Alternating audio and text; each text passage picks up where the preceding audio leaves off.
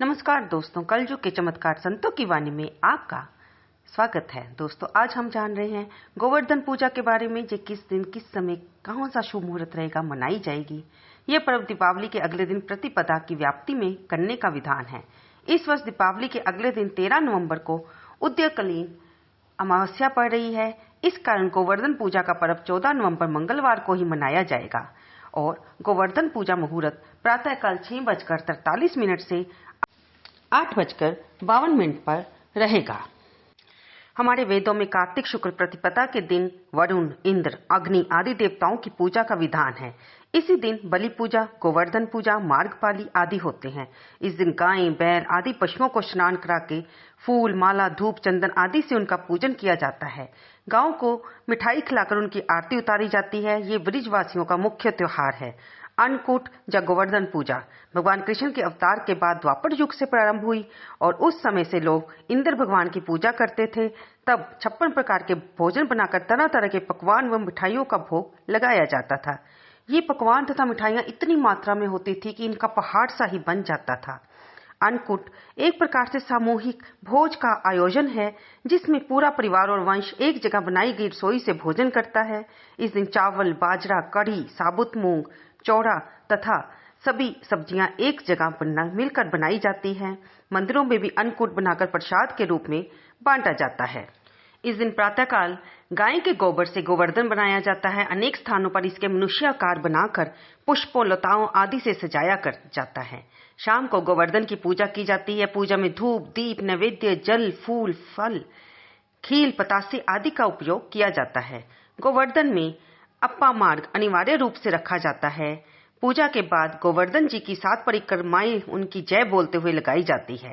परिक्रमा के समय एक व्यक्ति हाथ में जल का लोटा व अन्य खील लेकर यानी कि जौ लेकर चलते हैं और जल के लोटे वाला व्यक्ति पानी की धारा गिराते हुए तथा अन्य जौ बीते हुए परिक्रमा पूरी करते हैं। गोवर्धन जी गोबर से लेटे हुए पुरुष के रूप में बनाए जाते हैं। इनकी नाभि के स्थान पर एक कटोरी या मिट्टी का दीपक रखा जाता है। फिर इसमें दूध, दही, गंगाजल, शहद, बतासे आदि पूजा करते समय डाल दिए जाते हैं और बाद में इसे प्रसाद के रूप में बांटा जाता है। अन्नकूट में चंद्र दर्शन अशुभ माना जाता है। यदि प्रतिपदा में द्वितीया हो तो अन्नकूट अमावस्या को मनाया जाता है। इस दिन प्रातः तेल मलकर स्नान करना चाहिए। इस दिन पूजा के समय कहीं प्रातःकाल है तो कहीं दोपहर और कहीं पर संध्या समय गोवर्धन की पूजा की जाती है। इस दिन संध्या के समय दैत्यराज बलि का पूजन भी किया जाता है। वामन, जो कि भगवान विष्णु के एक अवतार हैं, उनकी राजा बलि पर विजय और बाद में बलि को पाताल लोक भेजने का कारण इस दिन ये पुण्य स्मरण किया जाता है।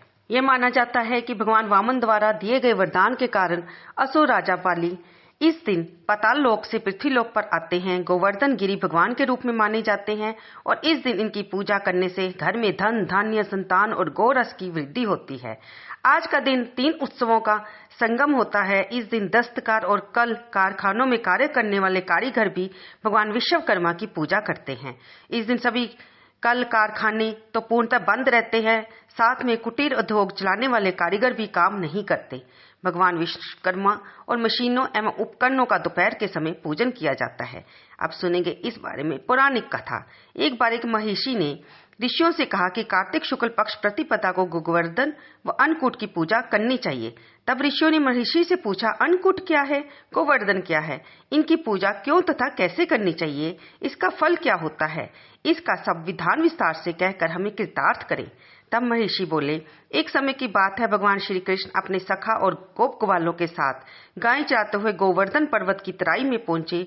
वहां पहुंचकर उन्होंने देखा कि हजारों गोपियां 56 प्रकार के भोजन रखकर बड़े उत्साह से नाच गाकर उत्सव मना रहे हैं। तब भगवान श्री कृष्ण ने इसका प्रयोजन पूछा तो गोपियां बोली, आज तो घर घर में ये उत्सव हो रहा होगा, क्योंकि आज वृत्रासुर को मारने वाले मेघ देवता देवराज इंद्र का पूजन होगा।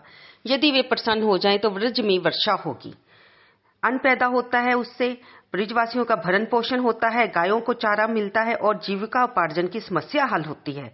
तब ये सुनकर भगवान श्री कृष्ण ने कहा कि यदि देवता प्रत्यक्ष आकर भोग लगाएं तब तो तुम्हें यह उत्सव व पूजा जरूर करनी चाहिए।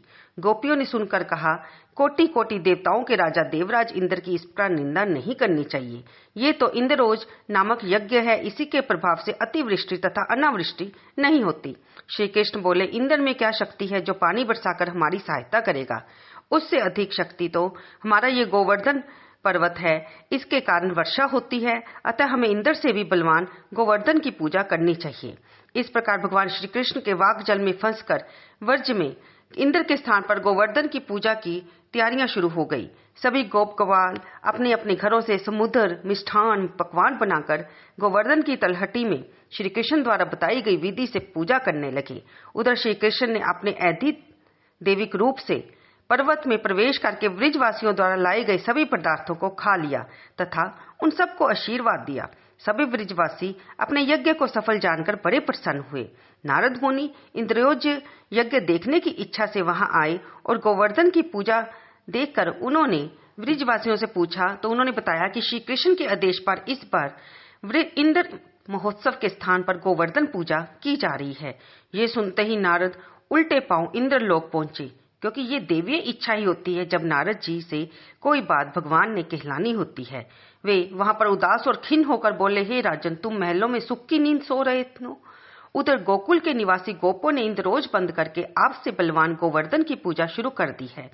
आज से यज्ञों आदि में उसका भाग तो हो ही गया, ये भी हो सकता है किसी दिन श्री कृष्ण की प्रेरणा से वे तुम्हारे राज्य पर आक्रमण कर दें और इंद्रासन पर भी अधिकार कर लें। नारद जी तो अपना काम करके चले गए। अब इंद्र क्रोध में लाल पीले हो गए और ऐसा लगता था जैसे उनके तन बदन में अग्नि ने प्रवेश कर लिया हो। इंद्र ने इसमें अपनी मानहानि समझकर अधीर होकर मेघों को आज्ञा दी, गोकुल में जाकर प्रलयकालिक मूसलाधार वर्षा करके पूरा गोकुल तहस नहस कर दो। वहां प्रलय का सा दृश्य उत्पन्न कर दो। पर्वताकार प्रलयंकारी मेघ ब्रिज भूमि पर जाकर मूसलाधार वर्षा करने लगे। कुछ ही पलों में ऐसा दृश्य उत्पन्न हो गया कि सभी बाल गोपाल भयभीत हो गए। भयानक वर्षा देखकर ब्रिज मंडल घबरा गया। सभी ब्रिजवासी श्री कृष्ण के पास जाकर बोले, भगवान, इंद्र हमारी नगरी को डुबोना चाहता है, आप हमारी रक्षा कीजिए। गोप गोपियों की करुण पुकार सुनकर श्री कृष्ण बोले, तुम सब अपनी गौओं सहित गोवर्धन पर्वत की शरण में चलो। कुछ ही देर बाद सभी ग्वाल पशुधन सहित गोवर्धन की तलहटी में पहुंच गए। तब श्री कृष्ण ने गोवर्धन को अपनी कनिष्ठ उंगली पर उठाकर छाता सा तान दिया और सभी गोप गोपालों सहित अपने पशुओं सहित उसके नीचे आ गए। 7 दिन तक गोप गोपिकाओं ने उसी की छाया में रहकर अतिवृष्टि से अपना बचाव किया। सुदर्शन चक्र के प्रभाव से ब्रिजवासियों पर एक भी बूंद जल नहीं पड़ा। इससे इंद्र को बड़ा आश्चर्य हुआ। ये चमत्कार देखकर और ब्रह्मा जी द्वारा श्री कृष्ण अवतार की बात जानकर इंद्र को अपनी भूल का पश्चाताप हुआ। वे स्वयं ब्रज गए और भगवान कृष्ण के चरणों में गिरकर अपनी मूर्खता पर क्षमा याचना करने लगे। 7वें दिन श्री कृष्ण ने गोवर्धन को नीचे रखा और ब्रिजवासियों से कहा, अब तुम प्रतिवर्ष गोवर्धन पूजा कर अन्नकूट का पर्व मनाया करो।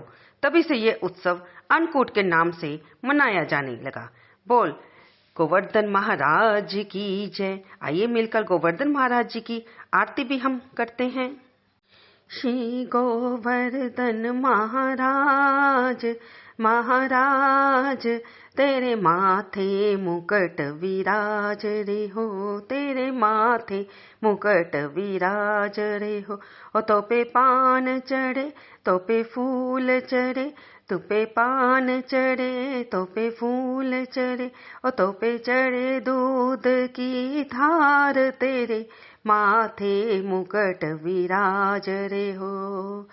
तेरी 7 कोस की परिक्रमा, तेरी 7 कोस की परिक्रमा, और चकलेश्वर विश्राम, तेरे माथे मुकुट विराज रे हो।